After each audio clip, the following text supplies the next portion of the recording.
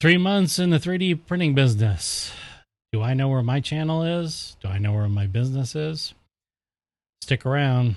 This is going to be a multi-part series.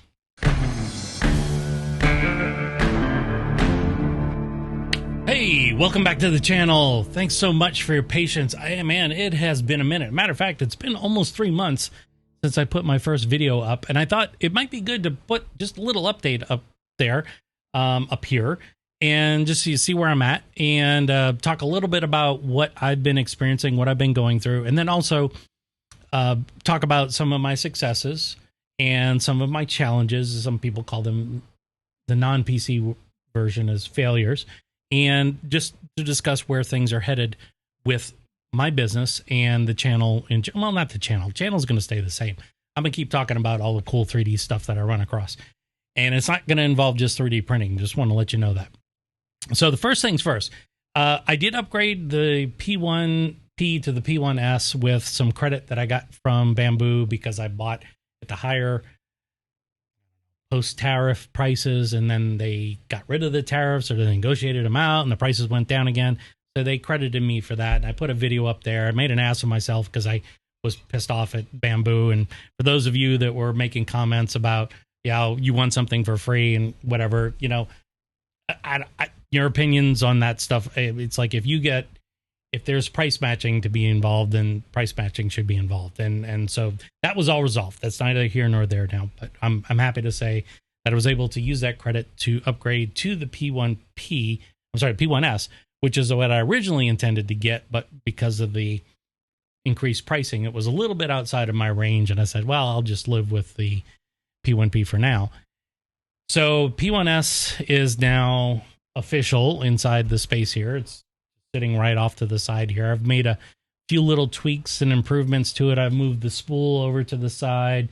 I printed up a couple little printers that printer models that I have. Gosh, I have one that holds those little strips that they lays down. I saw that on one of the videos that you guys did out there. It's a silly idea, but it just holds the little strips. That's all it does. I put a little facade on the control panel, just using up some of that green bamboo filament that they give you that I can do very little with. And I printed up a couple other things, like a little scoop in the front, and I also printed up the I don't need it this way now, but I printed up the poop chute thing for it. So just a few little minor improvements, but it's resulted in just a great experience overall. The printer itself, save for the failed prints, mainly due to user error, has been working great. I will say this much. Bambu's tech support really does still, to me, leave a lot to be desired. And I don't like calling them out, but I don't feel like I'm piling on here. This is from personal experience. It literally, I had problems with the Wi-Fi connection to my home network, and it turns out it was a Comcast Xfinity router that was creating multiple networks. But the problem was that the multiple networks it was creating, it wasn't managing it in such a way that the printer could reliably connect. Now, after upgrading it to the P1S, I was still having problems, but for some reason, I just decided I'm going to pull the Wi-Fi antenna that's glued to the back of the inside of the top cover. Let's pull it off and let it hang.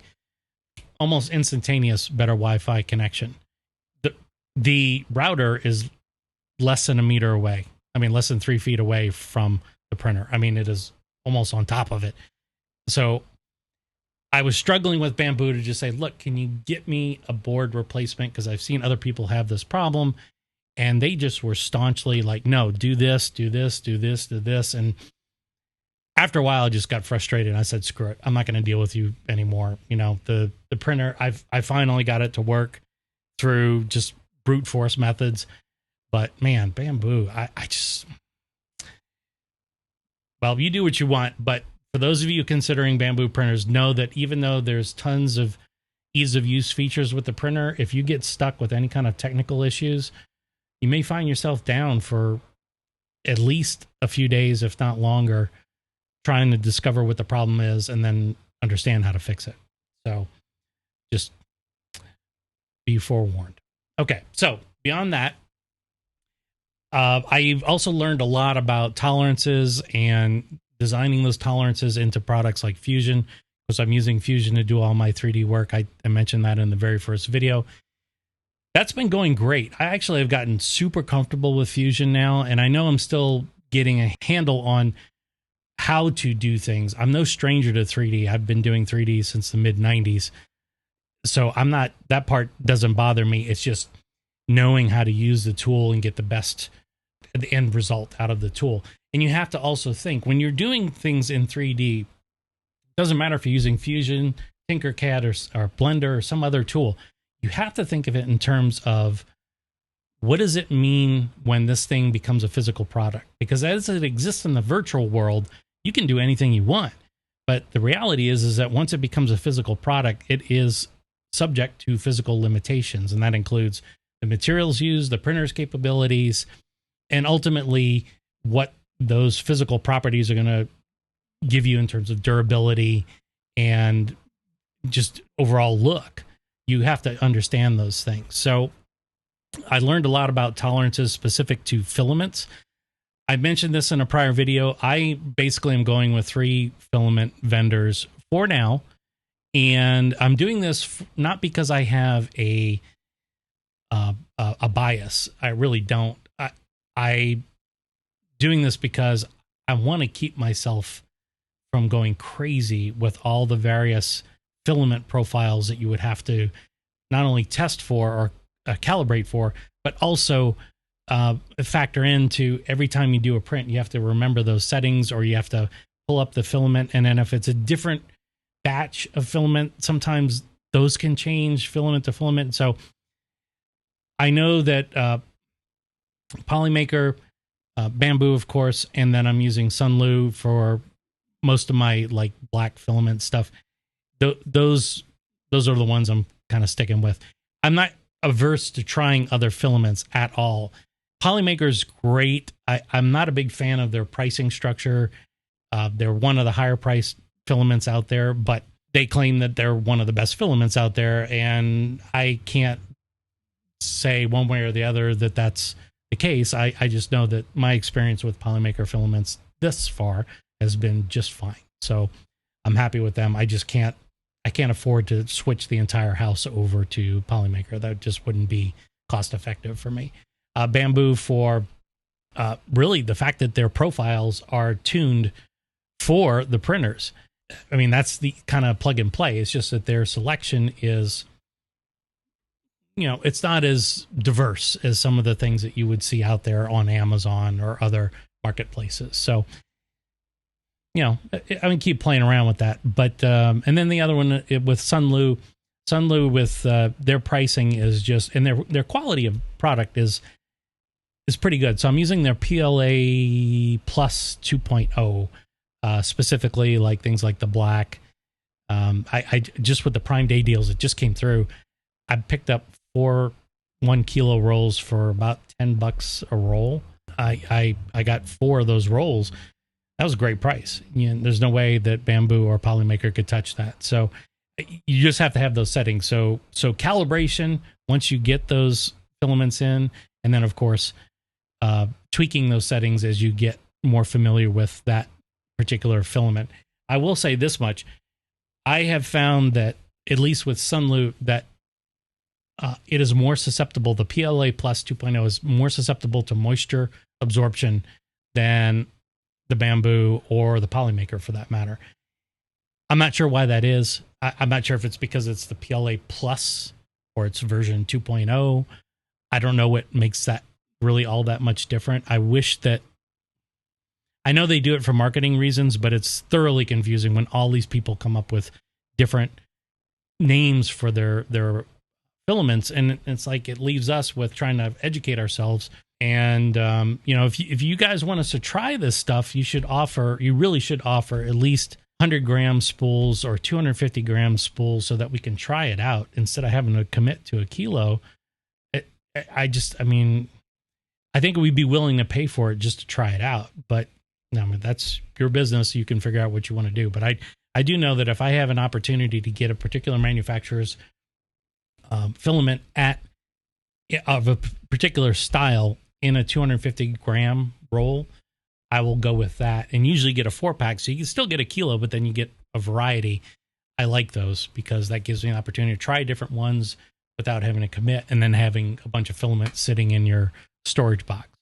Another thing along the lines of filament, drying your filaments, the moisture absorption I was just talking about with the Sunloo, it definitely did have an impact on the print quality of some of the products that I was printing. Just letting it sit overnight, with the temperatures being what they are in Seattle right now, it's very, very warm during the day. It's mid-July, and so it's really warm. We don't have air conditioning.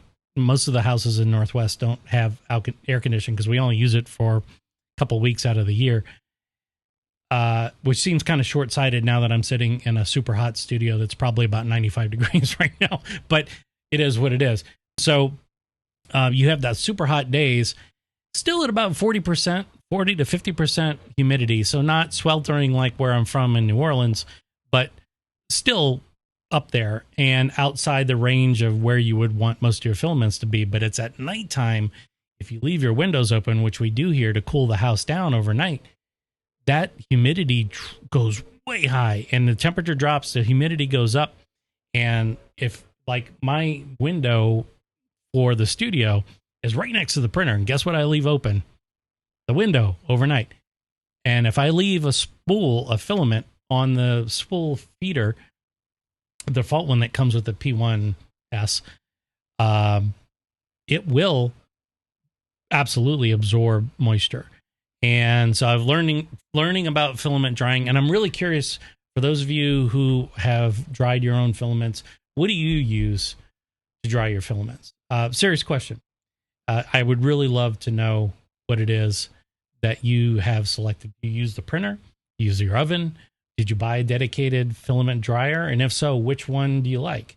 I know I'm going to get a lot of different opinions on that, but that would really help. I think a lot of people understand, not just for my benefit, but for everybody else's benefit. What are people using? I haven't gotten an AMS2 Pro yet. I've held off on that because I've gotten really good at doing multicolor prints through layering and multi-part printing. So I haven't pulled the trigger on an AMS2 yet with the dryer. And I've actually thought about getting the HT first if I'm going to be doing things like ABS and other high temperature filaments. So what do you use and why? And how have your results been? And do you like it? Do you wish you went with something else? Let me know. Let everybody know. Put it down in the comments below. Oh, by the way, speaking of down below, I'm dividing this up into chapters. I'm trying to keep this video just about 20 minutes long. So I'm already at 13 minutes. So I'm gonna move along here. But I'm putting this on chapters so that you can jump around. You don't need to listen to me say everything that I say. I realize that some of these videos can get kind of long-winded and boring over some time. Okay, so then the other thing about the slicer, learning from a technical standpoint, so you got your tool fusion, learning tolerances, and then you got your slicer, understanding all those settings. And I will tell you this much, for the most part, the defaults that the Bambu slicer is set up with are good enough, but they're not the greatest. They won't push the printer far enough sometimes, and then there's other times where they push it too far, and then you end up with failed prints. A lot of people have said, I've used my printer and I've had 0 failed prints. You know what? I've had probably a dozen failed prints in the past month. And it's usually a layer adhesion issue. And it usually is the first layer will stick. And then somewhere along the way, the inner layer adhesion fails. And then the entire part is shot to hell. So I'm learning about, temperatures and speeds and things like that, because they're not always what they, and this is specifically when the slicer has third-party filaments like Sunloo and like Polymaker. Go with the manufacturer's settings first. Don't go with Bambu's settings. Go with the manufacturer settings first, and then slowly start to dial those in, rather than, Bambu's going to obviously tune their filaments for their profiles for their filaments.